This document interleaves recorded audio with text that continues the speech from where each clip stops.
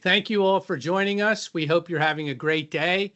This is our second in the Lunch and Learn Business Leaders webinar series for 2025. And we want to thank our business leaders for joining us today, Aspirant Consulting Group. And we're going to get to them in just a minute. But before we start, a couple notes. We are recording this presentation, as you can now see on your screen. We're recording this, so if you would like to share it with other folks in your municipality or neighboring municipalities, you can certainly do so. That'll be available after this is over, as we are recording all of our Business Leaders Lunch and Learn series. And I want to recognize our Director of Member Engagement, Mr. Chris Luco, who is on the call.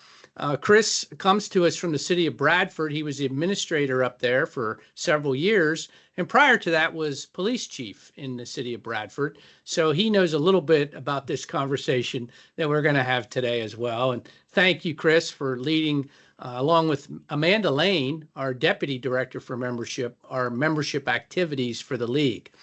Anyone on the call that wants information on the league's membership and our programs, please feel free to reach out to Chris. Bailey Rocco is on the call, our sustainability coordinator. Thankfully, Bailey is of the age where she knows all of the technology. And for those of us older people on the line, she is the one to keep us in line with one of her many talents that she has. So Bailey, thank you for being with us. And I know we may have some more people joining us as we proceed, but just as a reminder to everyone, the Pennsylvania Municipal League strengthens and empowers effective local government through advocacy, education, and support for our members. And today's webinar is just another example of how we support our members. And this free webinar is one of a series. The next one coming up, to mark your calendars, will be on February 13th. And it's going to focus on procurement best practices. We know it's not the most exciting title, but it is very important for your municipality, and we hope when you see the announcements, you will sign up. Today, we're going to talk about developing police policies and the benefits of accreditation for the police departments. And we have two experts joining us from Aspirant. Madeline Lewis is a patrol sergeant with the Lower Merion Township Police Department in Montgomery County. She served as agency accreditation manager since 2016, so she knows a lot about this topic. She has a Master of Arts degree from organizational leadership from the University of Valley Forge and a Bachelor of Arts degree in history from Westchester University. I'm not going through all of their backgrounds, but both of these folks are very talented and dedicated people to what we all do in local government. We also want to welcome Mr. John String. He's currently Chief of Police of the Narberth Borough. He's Director of Public Safety in the borough as well, and he supervises the department's accreditation process, and I know they'll both talk about that. John holds a Master of Arts in Public Administration from Arkansas State University and a Bachelor of Science degree in Aeronautical Science. Gosh, I hope I said that right. From Embry-Riddle Aeronautical University. Wow, terrific. Thank you both, John and Madeline, and I'm going to turn to them. You see the slides for this great presentation today. Thank you. Thank you very much. Thank you, John. We're happy to be here, and we appreciate that wonderful introduction. We had a slide set up for this, and you've done a better job than we could do. So we're going to just roll right into this, and we appreciate everyone here today taking some time out of their day to learn about this important topic. So just a little bit about Aspirant Consulting Group. So as you know, both John and I are full-time law enforcement, and then everybody on our team is full-time within their respective positions. So we do have a whole fire, EMS, and municipal side, but we're going to concentrate on law enforcement here. So all of our consultants on this side of the team are former or current law enforcement officers. And so what we found when we run our agency, we're very fortunate. I come from a large agency of 136 officers where we could dedicate personnel to accreditation or to other tasks. And in small departments, it becomes an issue to dedicate somebody fully to that. And so what our goal is with Aspirant Consulting Group is to support those agencies who might not have the manpower internally to do some of those tasks. And obviously, we're here today to talk about police departments and the liability that, just naturally comes along with it. I'm sure all the municipal managers would agree that police departments are probably your highest budget item. And along with that cost comes this liability. And through risk management, we can try and reduce that. But there's a couple other things that we're going to talk about today beyond, your normal things as far as reducing municipal risk specific to police departments. And that's going to be policy development and why that's critical, and also accreditation and some of the benefits that may come along with that. As we're going through this, if anyone has any questions, feel free to throw them in the chat. I know Bailey's going to be able to jump in and ask them as we go along. Or if you'd like, at the end, we do have a slide where we can cover any questions. But obviously, if something comes up, we definitely want to make sure that we answer you and get the message across. So again, we're going to talk about accreditation as a whole, but the base of everything that we do is policy development and policy. So your policies are the foundation for the service we provide to our communities, and really they're supposed to act as a how-to guide for your officers in any type of incident that they're dealing with. Ideally, the policies themselves would reflect kind of the culture, the strategic plan of your organization. So you want to make sure they're very specific to what you are doing and the culture you want to reflect in your agency.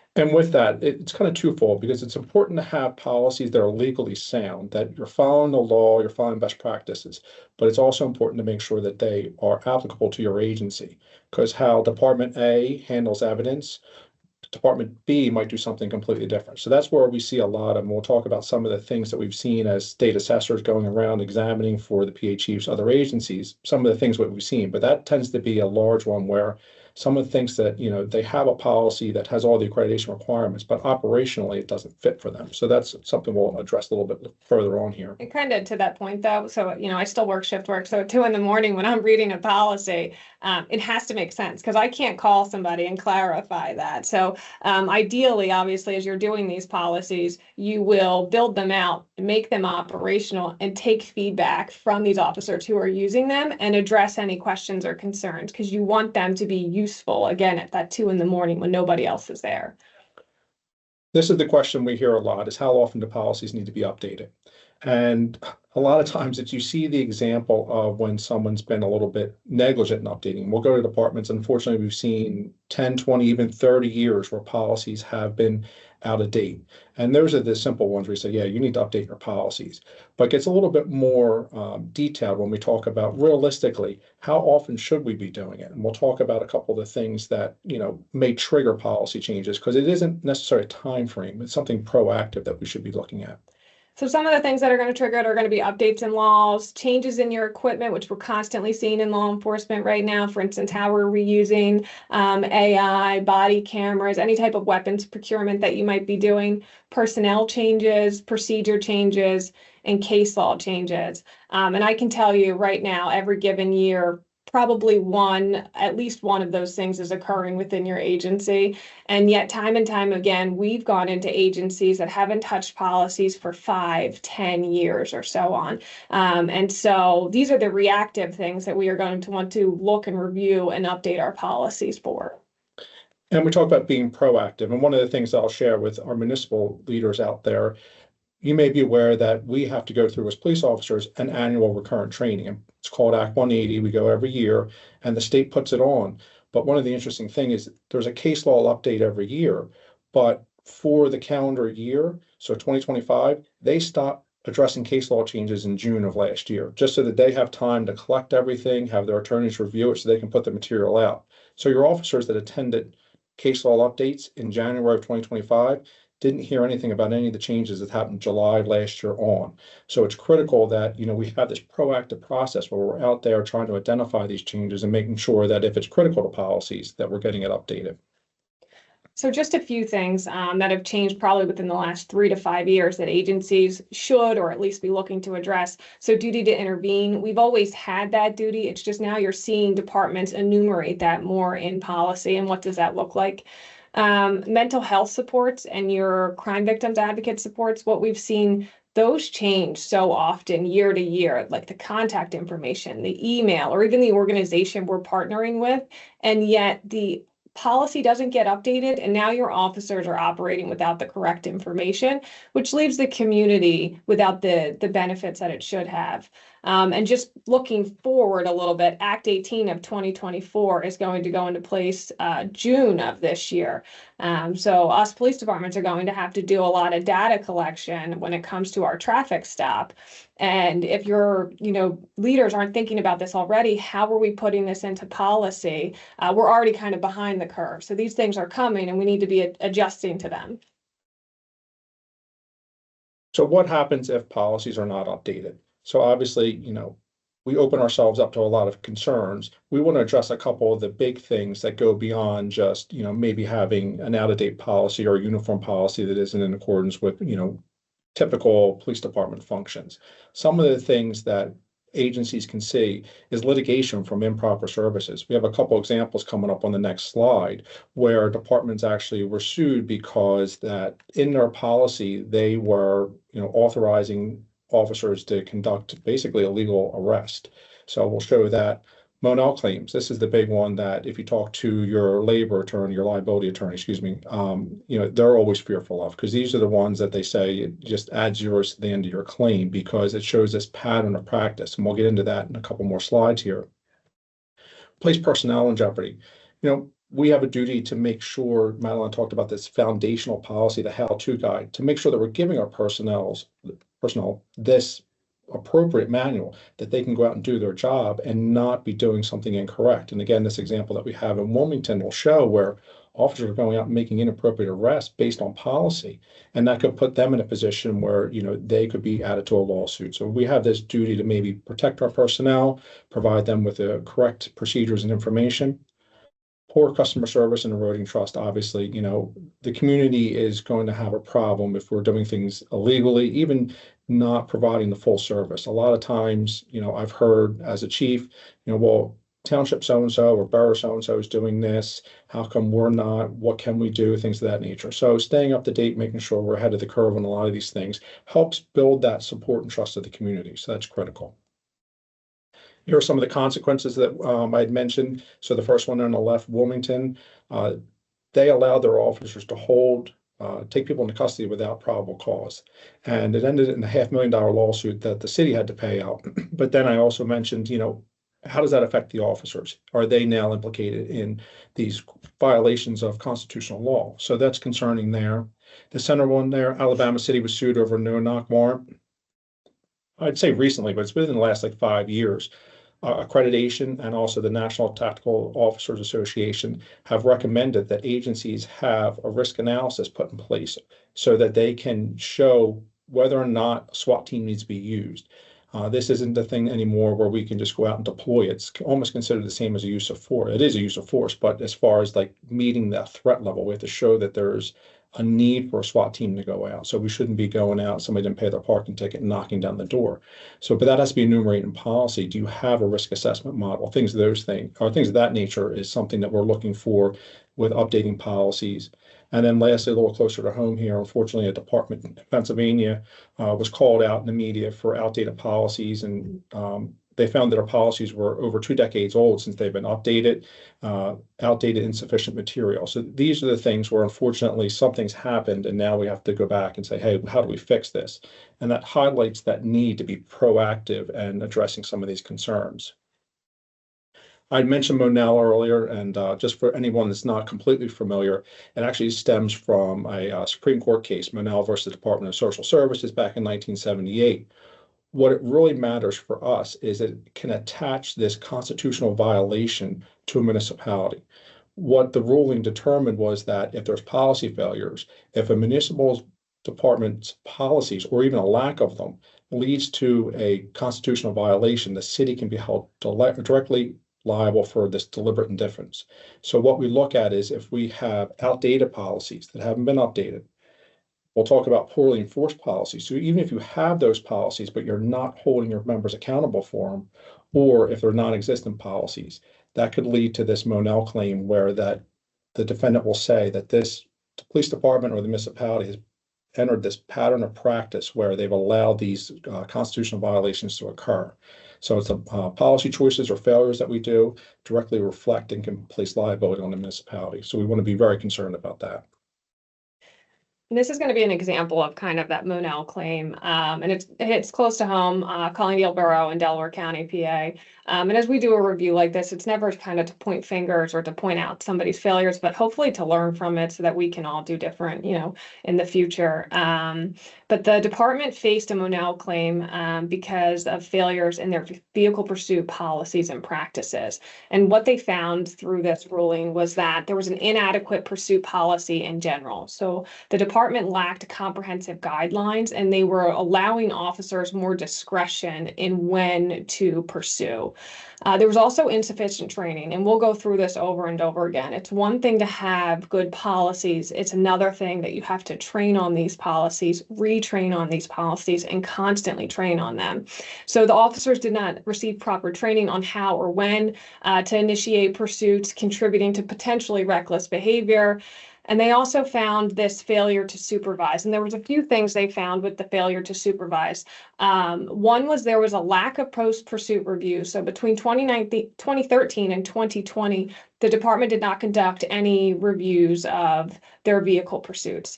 With accreditation in general, you automatically have to do this. And we'll talk about this, the difference in a little bit. But with CLIAC, for every single pursuit that you do, you're going to do an administrative review of that singular incident. On top of that, with CALIA, you're going to do an annual analysis of your pursuits as a whole. So you're going to always be looking at them and going, what are we doing well? What do we need to improve? Where do we need to review our policy? Where do we need to train?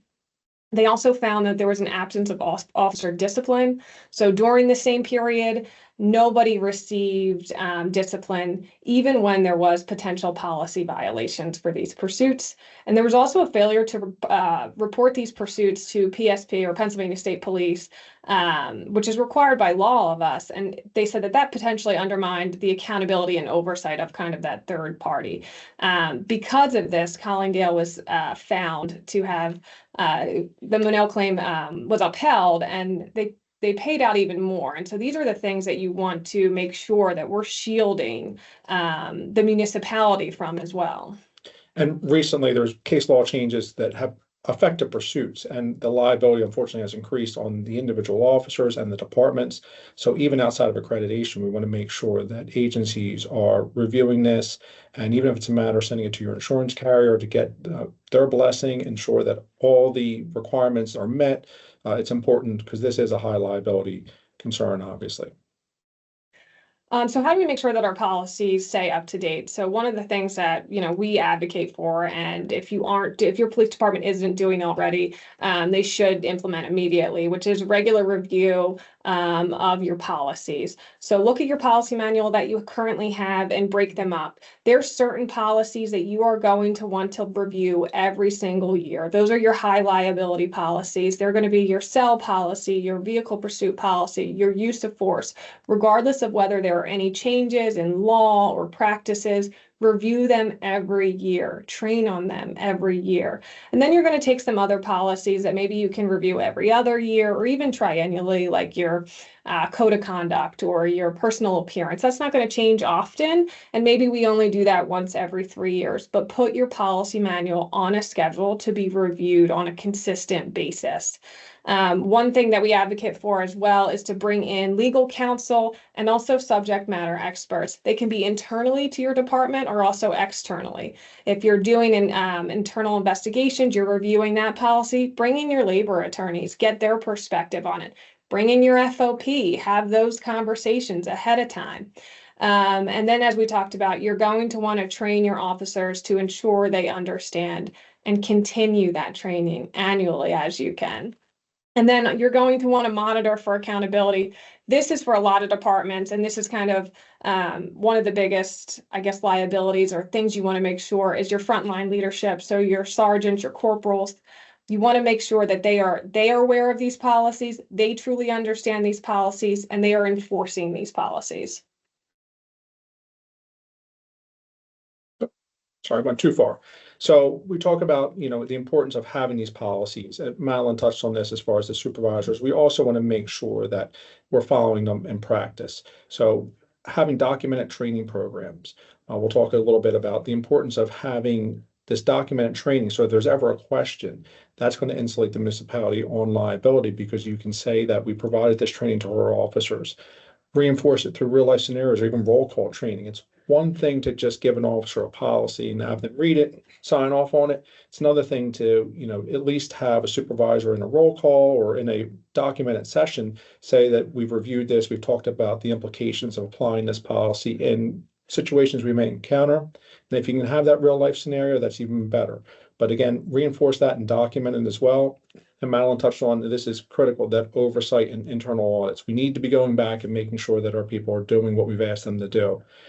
Monel can also attach if we don't go back. We can say we expect them to do it. If we don't ever check it, that can be a concern as well. So we have to go back and make sure that we're looking in some form or fashion to ensure that our policies are being adhered to.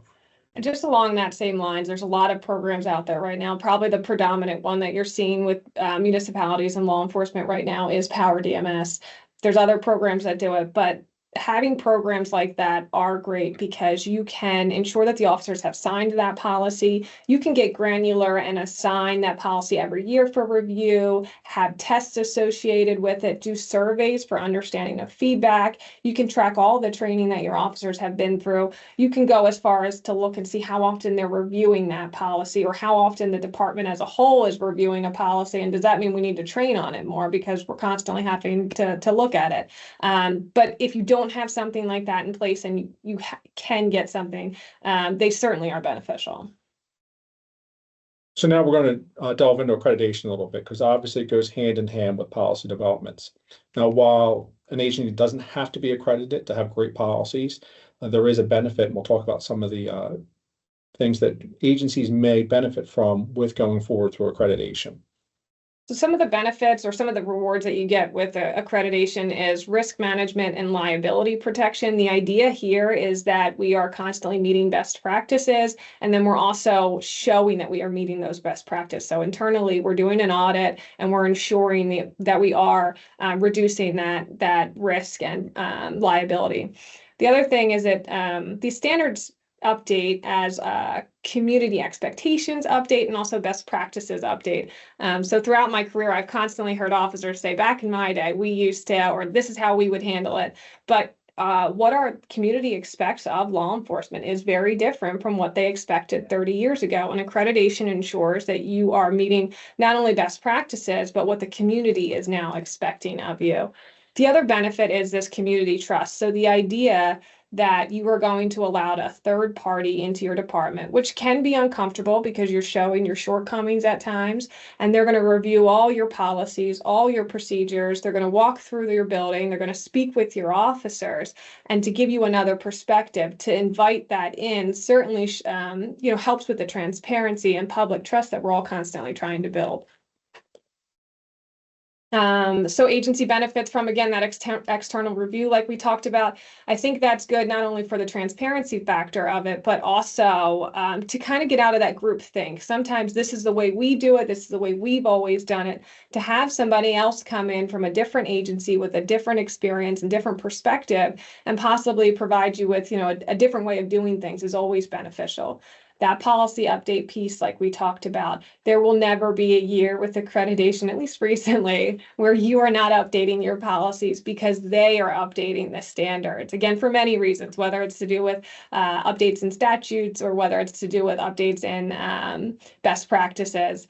Department compliance through audits. So with accreditation, and we'll talk about it a little bit more, is not only are you saying we have a policy that meets this standard, we are now showing you that we are meeting this standard. So we have to do an audit. We have to provide those proofs of compliance. And in doing that, as you review those proofs, there are times where inevitably you're going, okay, we're not doing this correct. I had to look through so many reports to find one or two that were done the right way. Let's retrain on it. Let's review the policy. Where is the deficiency so that we can improve this? They also have detailed training requirements above what we are required to do from the state. So there are certain things, in particular, one I'm thinking of is vehicle pursuits. You're going to review that policy every single year with accreditation. You are going to have to train on it. So they have standards for training that are above what we are required to do. And again, the comprehensive document requirements. So not only, again, are we saying this is what we do in practice, this is what the policy says, that when I handcuff them, I'm going to double lock them and check them for fit. I am putting that in my narrative, or I have a form that I'm using to document this. This becomes very helpful with litigation later. So if you ever find yourself in litigation, departments who are accredited tend to have an easier time because they're able to show all the things that they did do because they've documented them. This is the one thing that, our people have such a hard time with, because it'll be 2 years later before the lawsuit gets filed, 3 years before they end up in court. And, defense attorney asked, did you handcuff them or did you double lock? And, well, I think I did. Well, how come you didn't put it in a report? Accreditation, one of the key benefits, I'll say, is it's making sure that we're documenting that stuff. Because as much as we'd like to go up and believe that we can just testify that it happens, it's always going to leave unanswered questions if it's not in our paperwork, either a form or report. So that's a huge benefit to reducing some of that liability.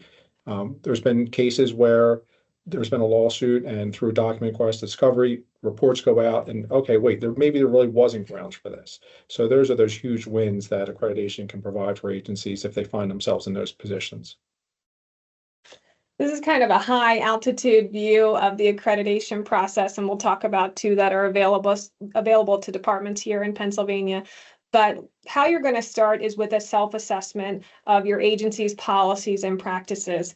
Really, it's a traditional gap analysis. So accreditation says these are the standards that you need to meet, and you're going to do a review of where your department currently is and see where you have to update your policies, see where you might have to update your practices, do better documentation. There are times, not as often as people would like you to believe, but there are times where we have to make small modifications to the building as well. So again, this self-assessment phase is kind of you looking at what the standard is and what do we need to modify to get us there? What additional training do we have to put in place? And then the kind of real crux of all of this is that documentation and compliance. So that is where we're going to build out those proofs of compliance. So we are going to make these policies operational, and then we are going to use the documents from those policies. So whether it's an incident report, a use of force report, a vehicle pursuit after action, to show these proofs of compliance. That's where agencies tend to it takes the most amount of time because there is a lot of data proof collection that you have to do with it, as well as there tends to be a lot of times where it's almost 2 steps forward, 1 step back, where, hey, we did this right, but we realized we need to update the form because we're not meeting this standard or whatever it is. So that's an arduous process. It culminates with your on-site assessment, whether as PLEAC or CALEA, where the assessors will physically come out to your building. They'll walk through your building, they'll review all your policies, look at all your proofs of compliance, talk to officers, they'll do ride-alongs. And the goal is obviously to achieve accreditation, but that really is where it all starts. It's not just kind of you've achieved it and it's over. That's kind of the beginning of your journey, because the next day after achieving accreditation is when your news cycle starts. So if there's updates, you're going to start updating your policies again. You're going to start reviewing for proofs of compliance. So it is this kind of circular program. And the one thing I'll say, Madeline really touched on a lot of the detail that goes into an on-site assessment as far as the policy review, documents, ride-alongs.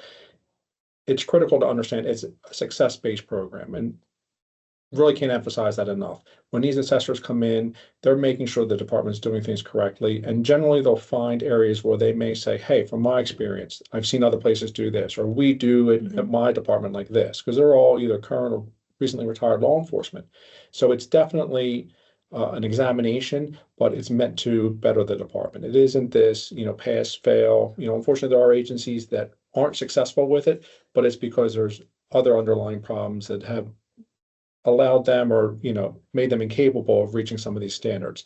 by and large, this is success-based. These people come in looking to improve your agencies. And to that point, I think where you see agencies fail is less in this initial assessment period and more in the ongoing. And that's kind of because what we talked about, where you push off your policy updates, you push off updating the proofs of compliance, and really you're at that point missing kind of the heart of accreditation, because the idea is that we are constantly looking at it. So that is where you tend to see agencies have issues with their accreditation process.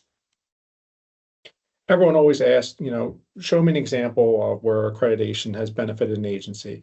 And I've heard people say, it's kind of like on night work when I went back in and told my sergeant how many burglaries I prevented, all of them. So, it's simple to say that accreditation has prevented all the lawsuits that didn't get filed.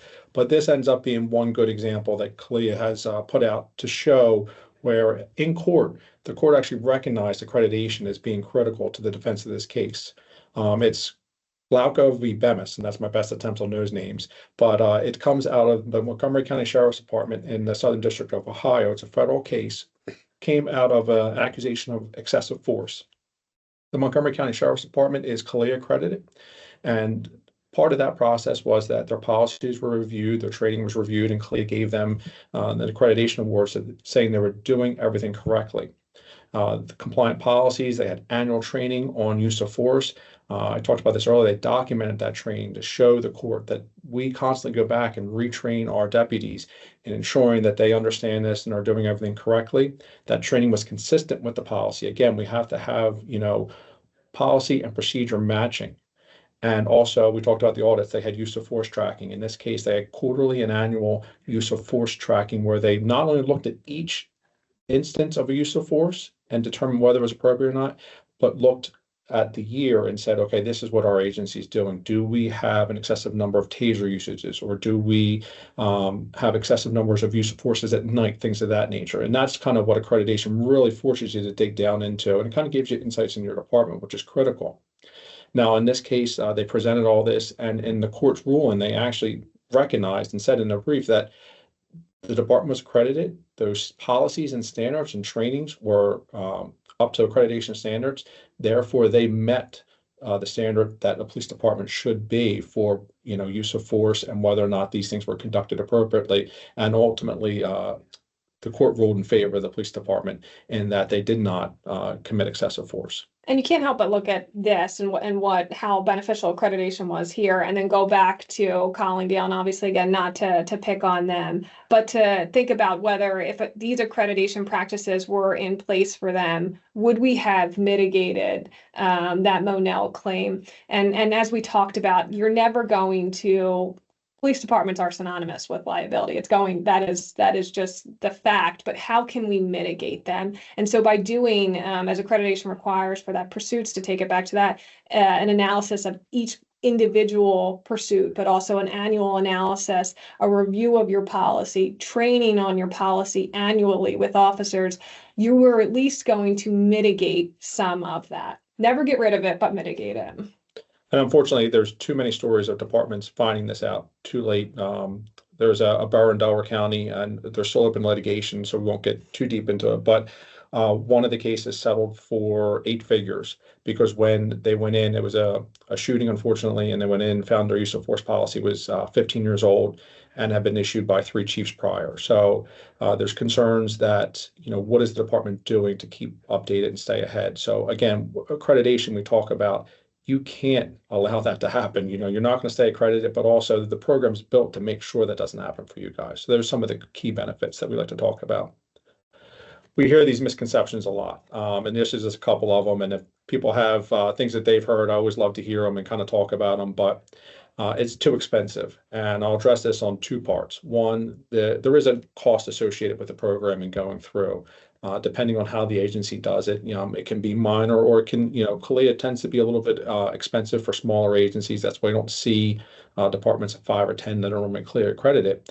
But looking at the cost and comparing it to, one lawsuit or maybe the insurance savings that you can get over time, generally it tends to favor the departments that are accredited, that they can say that even if there is a lawsuit, we're paying out less because maybe we had one failure, But again, not to harp on this, we didn't go back for 7 years and find 7 years worth of failure where now we have a Monell claim attached. So it kind of makes sure that if we do mess up, it's that one instance we don't have this pattern of practice. The other side where people say it's too expensive, and Madeline mentioned this, is like department, the building, the training, things of this nature. I've heard that agencies need a Sally port. This isn't true. I've heard different things about evidence pass through, that you need like these fancy evidence containers. Not true at all. You can use old school lockers. Agencies have bought them off a Facebook Marketplace for $100 and they meet accreditation standards. There's a lot of things that we can do. We're proud of some of the workarounds that we've come up with for agencies that have been low cost. Things that may, officially cost $10,000, like for one of those evidence pass-throughs you can solve for $100. So don't think that it's too expensive. We just need to examine what the problem is and come up with a good way to address it. Only large departments can handle it. Accreditation is scalable in that realistically, as far as your training, if you only have 5 officers and there's accredited departments with 5 officers, you're only worried about the training for those 5. So now if you have Philadelphia, for instance, it's accredited, they have 4,000 officers. So it's almost a matter of, while you're larger, you have more resources, but you also have more to worry about too. So don't take it that you need this large department to be able to staff these positions or to meet all these requirements, because realistically, your requirements kind of decrease. My agency is very small. I can tell you that having left an agency of 136, going to an agency of less than 10, there is a huge difference in the workload for accreditation. So please don't look at that as a deterrent, and it's too complicated. We showed that little chart with the arrow, and while there's a lot of steps and it seemed like a lot of detail, it is a very structured process, and there's a lot of support, and we'll talk about what some of that is. There's support out there for agencies, and you just walk through it step by step. It's one bite of the elephant at a time. And agencies, like I said, of very small numbers have been able to accomplish this. So please don't look at it as it's a complicated process. That's not a reason not to get accredited, because there's enough support out there that, realistically, all agencies should be able to get this. So we're very fortunate within the Commonwealth to have 2 programs available to us. So first is CALIA, or one of them is CALIA. So it's recognized internationally/nationally. And then we have PLEAC, which is a state-specific program developed by the Pennsylvania Chiefs of Police Association. Again, I say we're very lucky because we have a robust program here for state accreditation, where some states don't have that, and their only option truly is CALIA. So again, the benefits of PLEAC is it's specific to Pennsylvania. So there's a whole chapter within PLEAC that is going to be dedicated to laws and statutes specific to Pennsylvania that you won't get with CALIA. That's going to ensure that when certain laws are updated, that your officers, again, only associated with Pennsylvania, are meeting them. There is a lower cost with it as well. It has local recognition, and there's more local supports. So you'll find more agencies are PLEAC accredited within the Commonwealth. So I think currently there's a little over 1,100 agencies in Pennsylvania, and about almost 180 are accredited, compared to CALIA, where there may be more nationally, but locally to Pennsylvania, there's still probably less than a dozen. And so when I say there's more local support, you can also, agencies are very, very helpful, very willing to provide any support they can. So you can reach out to a neighboring agency for assistance if you have questions. There's also an accreditation coalition, which is essentially a group of people that will kind of help each other out and share ideas that you can become a member to. And the program staff as well is very helpful. If you reach out to Pennsylvania Chiefs and the program staff, program manager for PLEAC, they will get right back with you, answer any questions that you may have. CALIA, on the other hand, as we talked about, they're recognized internationally or nationally. They do have extensive resources. So they have a large group of paid full-time staff. So when you reach out to them, it might not be a volunteer. It's going to be full-time staff. The difference really that is a big difference between the two is they also have constant evaluation. So CALIA, annually, every year, they do a small audit. So about 25% of your proofs, they will log in virtually and review those proofs.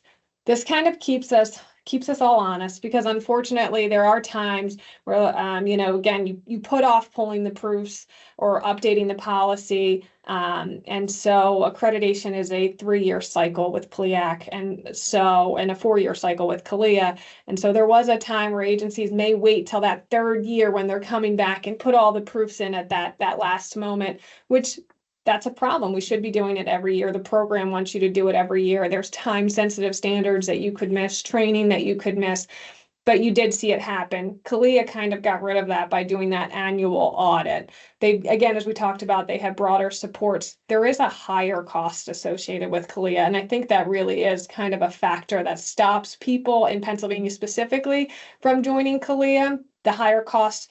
And then the other side of that is, again, the chiefs in Pennsylvania having such a robust program. It kind of makes PLEAC the best option for most agencies. So departments seeking accreditation can use various resources. Sample policies are one of them. The PA chiefs, I think, sometimes will provide sample policies. Other agencies, well, I've had agencies reach out to me and ask for our policies. Our policies for Lower Merion are available online. A lot of agencies are putting them out online. Kind of that support network that we talked about. You can always reach out to any member that is accredited, and they're more than willing to help you there. They also have training conferences. And then the other option is to use a professional consultant as well. So some of the benefits of accreditation, we talked about why it's important to keep those policies updated, but grant success tends to be another thing. I know Madeline can speak to this a lot, but as far as, agencies that are accredited show that they can meet compliance regulations, that they have a good operating procedure, they have good policies. So a lot of times, either federally or statewide, if they're giving grants, they look at these accredited agencies and say, this is probably a better use of our funds because we know that they're going to get, deployed correctly, or the programs are going to be utilized correctly because they're accredited. There's been talk federally and statewide, and it hasn't happened yet, but there's talks of, requiring accreditation for some of these grants. So while that isn't occurring now, it just shows the consensus amongst the federal level and the state level that accreditation really means something when it comes to grants. Improve community trust. We talked about how you're opening up your department and allowing these third parties to come in and examine it. And it tends to be this thing where if someone calls and says, well, what is your police department doing? How do we know they're doing things correctly? That is the best response that I found. Well, we have these assessors that come in, they're external to our department. We open up our whole department, our policy manager, our procedures, our reports, and they examine it and they tell us we're doing things correctly. So that tends to build that trust with the community that you're not this, walled off entity that no one can kind of look into. More efficient department operations. Accreditation has, like I talked about, that stages, it's very structured. Well, operationally, things tend to be more structured as well because you have these compliances, and a lot of times, we want to make sure that we do our forms, we meet the requirements. That lends to operations kind of solidifying a little bit more. So you don't have one platoon that works, nights doing things one way and your day work platoon doing things a different way. We're going to unify all that and make sure that we're doing it the same. Crisis preparedness. Accreditation requires that we look at our ICS program. So what are we doing if we have a large incident? How do we prepare ourselves? Do we have a good policy on that? Have we trained on it? That tends to be key because we've all seen, unfortunately, these circumstances where there's a large event, be it an active attack, be it a natural disaster, where we tend to fumble the ball because we're not prepared. We don't do those things all the time. Accreditation kind of gets us into that mindset of thinking about it, and we have a good policy. Even if we don't recall it, we can look back as a resource. Policy continuity. While there's policies available, and a lot of times we'll see where agencies will grab a policy and kind of throw it in, there are other things. Our use of force policy, while that is a standalone thing of when we use force, it can touch other things. It can touch our training policy. When have we trained on it? It can touch our weapons policy. What weapons and less lethal weapons are we using? It can touch our FTO policy because are we making sure that our officers are trained on it? Accreditation makes sure that we're touching all those policies if we have any changes or there are any updates. And it just allows everything to make sure that we're in the same place. So we're not saying in one policy to do X and another policy to do Y because we haven't updated it. And lastly, insurance premium reductions. While this isn't across the board, depending on your liability insurance provider, some offer benefits either for Power DMS, which Malin mentioned earlier, or actually becoming accredited because they recognize the benefit in accredited agencies.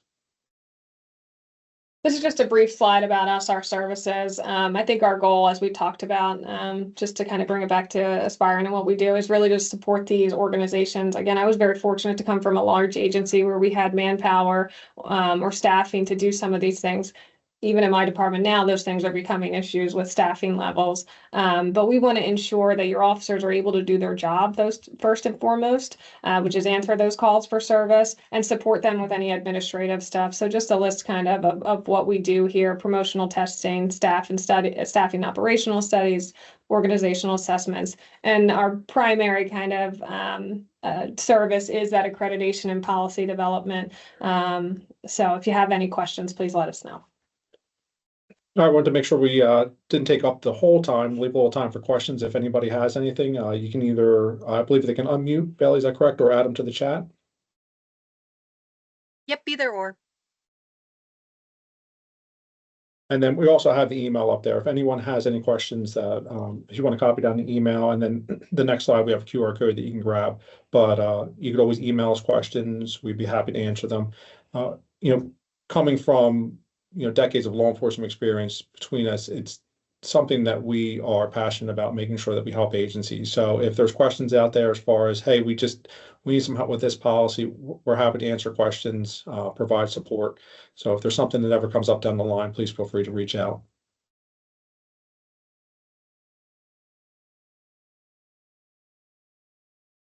I don't know if this is a sign that we covered everything so comprehensively that, no questions, or everyone's left for lunch. I'll throw this last slide up here. Like I said, has a QR code and some contact information if anyone wants to grab that. And then thank you, everybody. Again, we appreciate it.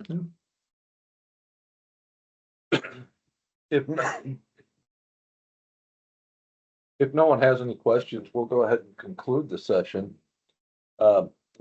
As we stated, we'll be sending out the recording. I would highly recommend you talk to your police professionals and discuss the benefits here that you were listened to today about accreditation, and if nothing else, making sure your policies are comprehensive and up to date. Thank you for joining us. We certainly appreciate it. Hope this was informative for you. And we do have another lunch and learn coming up in a couple of weeks with Penn bid to discuss the best procurement policies that a municipality should follow. So I appreciate everybody's attendance and hope you all have a great week. Thank you, everybody. Thank you.